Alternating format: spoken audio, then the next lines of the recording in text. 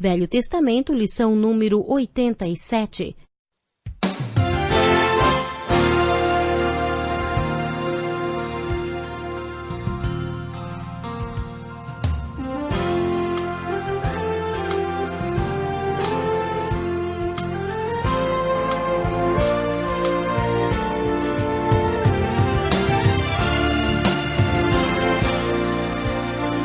Muitas pessoas têm tido seus sonhos destruídos pela falta de confiança absoluta em Deus. A Bíblia está repleta de exemplos de grandes sonhos cumpridos para a glória de Deus. Encontro com a Palavra é um programa escrito pelo Dr. Dick Woodward e narrado por Pastor Edson Bruno. Ouça e descubra verdades que lhe ajudarão no seu dia a dia. Com você, Pastor Edson Bruno.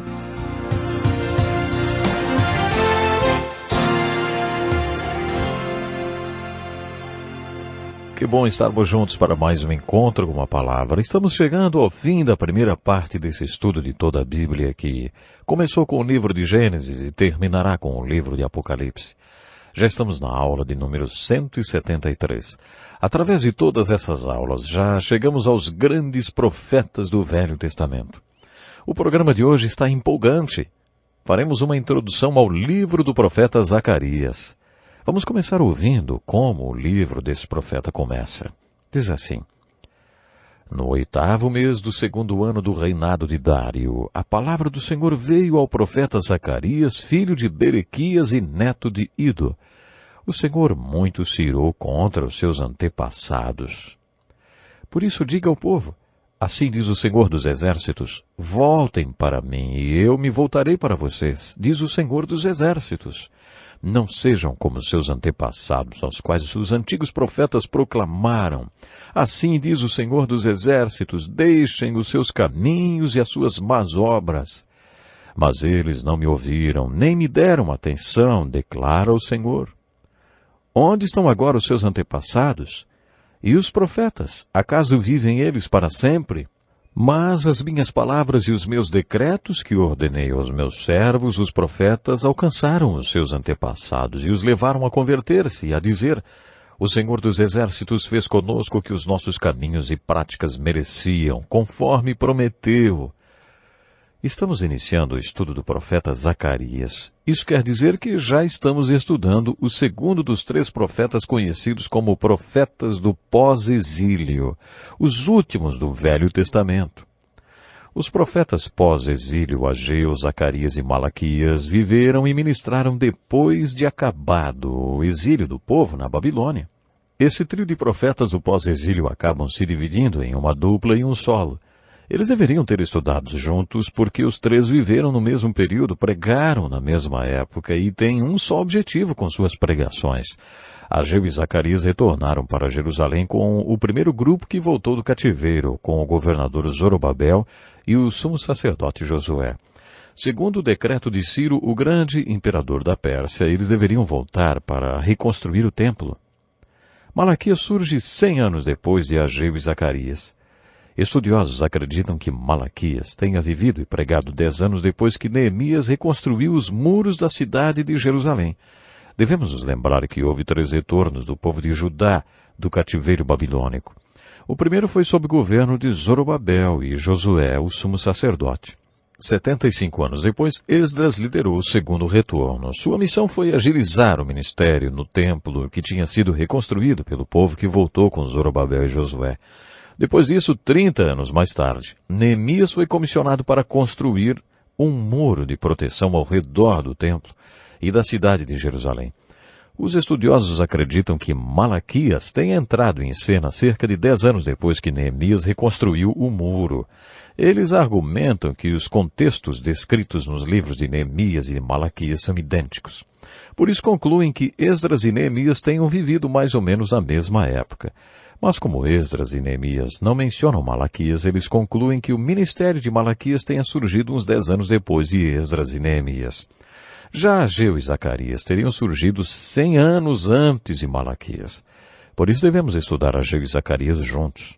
Os dois aparecem depois da Babilônia, que tinha sido conquistada pela Pérsia no primeiro retorno, e suas pregações têm a mesma mensagem e objetivo. Elas visam a reconstrução do Templo de Salomão. Essa era a obra de Deus naqueles dias e essa foi a obra impedida por causa da perseguição do povo que vivia naquelas terras e que não via com bons olhos a volta dos judeus. Os judeus temeram aquele povo hostil e que fez com que eles paralisassem a reconstrução do templo por 15 anos. Mas aí Ageu e Zacarias entraram em cena. E o objetivo do ministério desses dois profetas era a reconstrução do templo. Eles atingiram o objetivo usando meios bem diferentes. É importante conhecer um fato histórico que nos ajudará no estudo desses dois profetas. Ageu era bem mais velho do que Zacarias. Para entendermos melhor a missão e o ministério desses dois profetas, é importante nos focalizarmos um pouco no contexto histórico e no estado de espírito do povo daquela época. Lembrem-se que quando o povo de Judá voltou para Jerusalém, a cidade era apenas um monte de entulho. A vida deles também era um entulho só. Por isso, a moral deles estava muito baixa. Apesar do decreto permitindo que eles voltassem fosse um grande milagre, o retorno em si não foi muito glorioso. As mensagens de Ageu e Zacarias eram de esperança. Elas eram as únicas palavras de esperança que o povo de Judá tinha quando voltou para reconstruir o templo. Esses dois profetas, Ageu e Zacarias, pregaram que Deus iria restaurar a sorte deles, que Deus estava com eles e que eles tinham um futuro pela frente. O povo de Judá não tinha nenhuma esperança, só aquela anunciada por esses dois profetas. Se você se colocar no lugar deles, perceberá qual seria a expectativa deles em relação ao futuro. Sombria. Eles não tinham muito o que esperar quando começaram a reconstrução do templo e das suas próprias vidas.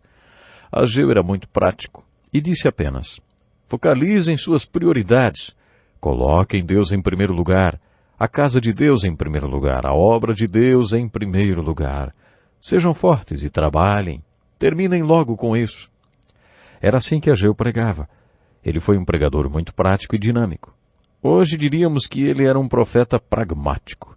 A palavra pragmática está ligada às palavras ação e bom êxito. Um filósofo pragmático interessa-se apenas por uma filosofia prática, que funciona. Nesse sentido, podemos dizer que Ageu era um profeta pragmático. Ele dizia para o povo: vamos terminar logo esse trabalho. E o povo reagiu à sua pregação pragmática e reconstruiu o templo. A pregação de Zacarias tinha o mesmo objetivo que a de Ageu, mas com um estilo diferente. A forma literária de alguns desses livros da Bíblia é de uma beleza especial. Vimos que Abacuque escreveu de maneira única, como se fosse um programa de entrevista, onde estava entrevistando Deus. Zacarias também usou de uma forma literária única para registrar sua mensagem. Ageu dizia: sejam fortes e trabalhem. Zacarias também queria ver o templo pronto, mas para ele a chave para ser forte, para ter força, é a visão. É isso que faz o povo forte. Salomão afirmou que onde não há revelação divina, o povo se desvia. O que ele quis dizer com isso, hein? Que se o povo não ver o invisível, também não pode ver o Deus invisível. Se o povo não tiver a visão de que Deus está com ele, que pode fazer toda a diferença, jamais será forte. Sem a visão de Deus, o povo desanima e se rende à depressão e ao desespero e nunca termina a obra. Esses dois profetas trabalharam muito bem juntos, porque Ageu era prático e pregava: sejam fortes e trabalhem. Mas Zacarias protestava: Ageu, eles não serão fortes e nem trabalharão, a menos que vejam a Deus. O que eles realmente precisam é de uma visão de Deus. Quando o povo está desanimado por causa das tragédias que está vivendo, tudo que ele consegue é pensar no problema. Se hoje você está passando por problemas, lembre-se que há pessoas ao seu redor que também têm problemas. Ficaríamos espantados com o que descobriríamos se sentássemos numa roda com várias pessoas e cada uma contasse o seu problema. Seria desanimador conhecer todos os problemas que as pessoas ao nosso redor enfrentam. A mensagem de Zacarias é para essas pessoas deste mundo que estão prestes a pular. Quando uma pessoa está enfrentando problemas, é difícil para ela deixar de olhar as circunstâncias trágicas. Quando sabemos de tragédias na família, de morte de alguma criança ou alguma doença horrorosa, é nesses momentos que precisamos de uma visão de Deus. precisamos ver o invisível. Como Abacuque, precisamos construir nossa torre de vigia, ficar lá e esperar até que Deus nos mostre como Ele está trabalhando em nossas vidas através da dificuldade e da tragédia. Você precisa ouvir a voz de Deus falando para você como Ele vai usar aquela circunstância trágica. Naquele momento, o povo de Deus estava vivendo momentos trágicos e difíceis. Tente focalizar a perspectiva histórica. Imagine o cenário e o que o povo de Judá estava enfrentando. Lembre-se de onde eles tinham vindo. Eles tinham estado no cativeiro por 70 anos. Alguns deles não sabiam o que era a vida fora do cativeiro. Outros tinham conhecido a liberdade, mas já estavam velhos demais. Provavelmente todos eles tinham alguém querido que fora assassinado quando Jerusalém foi destruída. Eles tinham sido tratados como escravos por 70 anos. Eles só estavam lá porque o monarca pagão tinha sido generoso com eles. Era muito difícil para alguns aceitar isso. O que você enxerga quando está passando por dificuldades, hein? Essa foi a pergunta dos profetas. Eles foram chamados de videntes por causa da maneira como respondiam a essa pergunta. Quantas vezes ouvimos Deus perguntar a esses profetas? O que vês? Isaías, Ezequiel, Amós. O que você vê? Jesus diz que todo o seu corpo pode ser cheio de luz ou de escuridão. Depende de como você responde a essa pergunta. Os olhos são a candeia do corpo. Foi o que Jesus disse. Ele quis dizer, qual é a sua visão e sua perspectiva? Dependendo de como você vê as coisas, poderá ter um corpo cheio de luz, independentemente das circunstâncias. Ou você pode ter o corpo cheio de trevas, não importa as circunstâncias. Sua vida pode ficar cheia de escuridão, ou então você pode pedir a Deus que ilumine toda a sua vida. A diferença está em como você enxerga as coisas. Tudo. Como você vê as circunstâncias. Existem na Bíblia 29 pessoas com esse nome. Devia ser um nome muito comum. Esse Zacarias era filho de Berequias e neto de Ido. A razão do nome de seu avô ser mencionado é porque, na verdade, o pai de Zacarias morreu quando ele era jovem. Pode ser que ele tenha morrido no cativeiro ou quando estava indo para o cativeiro. E é provável que Zacarias tenha sido criado por seu avô. Esses nomes citados logo no início do livro já fazem parte da mensagem dele. Zacarias significa Jeová se lembra. Berequias significa Jeová abençoa. E Ido significa no tempo apropriado. Por isso, se entendermos o significado dessas três pessoas, ou desses três nomes hebraicos, logo no início do livro, já começamos a entender a mensagem de Zacarias. Os nomes hebraicos contam uma história. Esses três nomes no início do livro de Zacarias estão nos dizendo de quem Jeová se lembra. Ele abençoa no seu tempo apropriado. Essa é pelo menos parte da linda mensagem de Zacarias. Zacarias também fala ao povo, Deus se lembra de vocês e escolheu vocês desde nosso pai Abraão. Quantas vezes ele se lembrou, mesmo quando vocês se esqueceram que eram o povo que ele tinha escolhido. De maneira sobrenatural e miraculosa, ele livrou vocês do Egito e fez o milagre das 10 pragas, abriu o mar vermelho e sustentou vocês no deserto.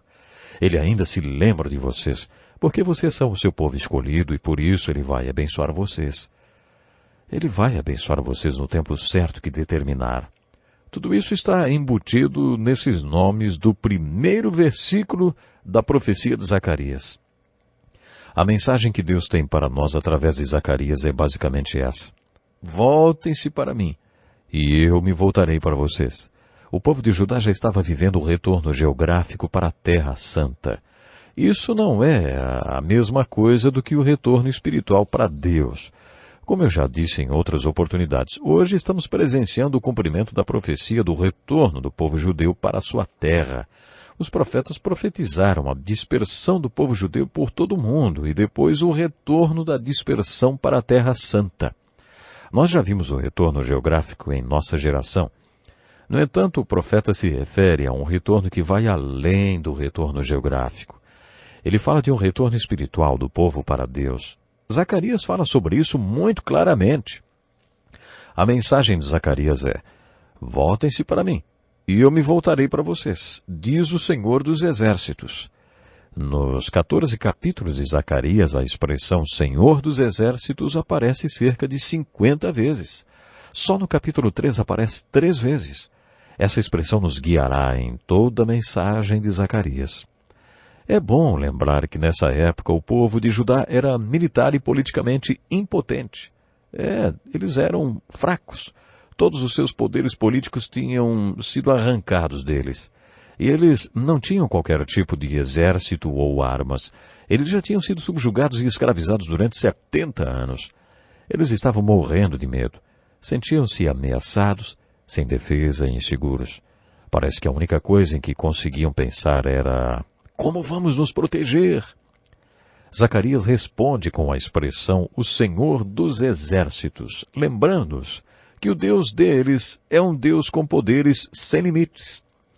Deus coloca a seu serviço as estrelas e a natureza e todos os tipos de poderes para cumprir os seus planos. Por isso vocês não precisam de um exército. O Senhor dos Exércitos cuida de vocês. Ouça essa ilustração dos livros históricos. Vocês se lembram o que aconteceu com Eliseu? O rei da Síria enviou para lá uma grande tropa de cavalos e carros de guerra. Eles chegaram de noite e cercaram a cidade. O servo do homem de Deus levantou-se bem cedo pela manhã e, quando saía, viu que uma tropa com cavalos e carros de guerra haviam cercado a cidade. Então ele exclamou: ai, meu senhor, o que faremos? O profeta respondeu: não tenha medo. Aqueles que estão conosco são mais numerosos do que eles. E Eliseu orou: Senhor, abre os olhos dele para que veja. Então o Senhor abriu os olhos do rapaz, que olhou e viu as colinas cheias de cavalos e carros de fogo ao redor de Eliseu. Esse é o exército do Senhor dos Exércitos. Se você tiver a visão do Senhor dos Exércitos, verá que Ele é o Senhor Deus Todo-Poderoso. Ele é o El Shaddai, Ele é Deus de poder infinito que está pronto a disponibilizar todos os poderes existentes para proteger você e para cumprir o propósito dele em sua vida. Essa é uma parte importante da mensagem de Zacarias. Vamos voltar à mensagem de Zacarias.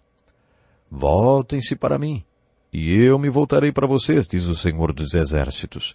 Zacarias diz em sua mensagem que Deus criou 3 maneiras pelas quais você pode voltar-se para Ele, para que Ele possa se voltar para você. Se você quer encontrar o seu caminho de volta para Deus e a vontade de Deus para a sua vida, sabe por onde você deve começar? Pelas Escrituras, a palavra de Deus.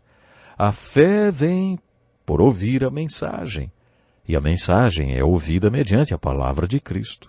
Comece pela palavra de Deus, porque ela mostrará a você a vontade de Deus, a mente de Deus e o caminho pelo qual Deus quer que você ande. Essa palavra é lâmpada que ilumina os seus passos e luz que clareia os seus caminhos. A palavra de Deus mostrará o caminho de volta para Deus. Zacarias deixa isso bem claro.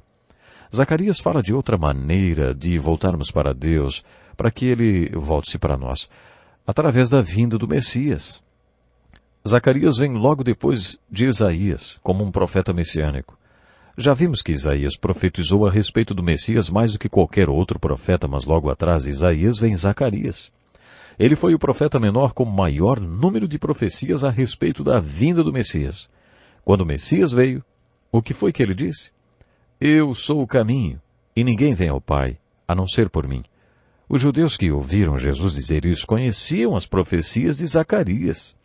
Eles sabiam que Jesus estava dizendo que vocês acreditam em Deus, agora acreditem também em mim, porque eu sou o caminho. Eu sou o caminho de volta para Deus. Segundo Zacarias, essa é a segunda maneira pela qual podemos voltar para Deus, para que Ele se volte para nós. A terceira maneira apontada por Zacarias para voltarmos para Deus, para que Ele se volte para nós, é através do Espírito Santo. Lembre-se que o povo de Judá não tinha nenhum exército nem força militar e, portanto, não tinha como se proteger. Era com isso que o povo se preocupava, e aí Zacarias diz: não por força nem por violência, mas pelo meu Espírito, diz o Senhor dos Exércitos. Essa era a profecia do Pentecostes de Zacarias. A profecia de Zacarias não é tão precisa como a de Joel, mas ele também profetizou a respeito do Pentecostes. Zacarias estava falando sobre a vinda do Messias e a vinda do Espírito Santo. Procure observar o que Zacarias está falando sobre a Trindade. Ele nos diz que Deus Pai está nos dando sua palavra. Depois o Pai nos dá o Filho. Zacarias se refere ao Filho como o renovo que será o caminho de volta para Deus o Pai. Então Deus se volta para o povo de Judá como Deus, o Espírito. Dessa forma, Zacarias mostra que é possível obedecer a mensagem de Deus. Voltem-se para mim, e eu me voltarei para vocês. Agora vamos falar um pouco sobre a forma literária do livro de Zacarias que nos levará à essência de sua mensagem.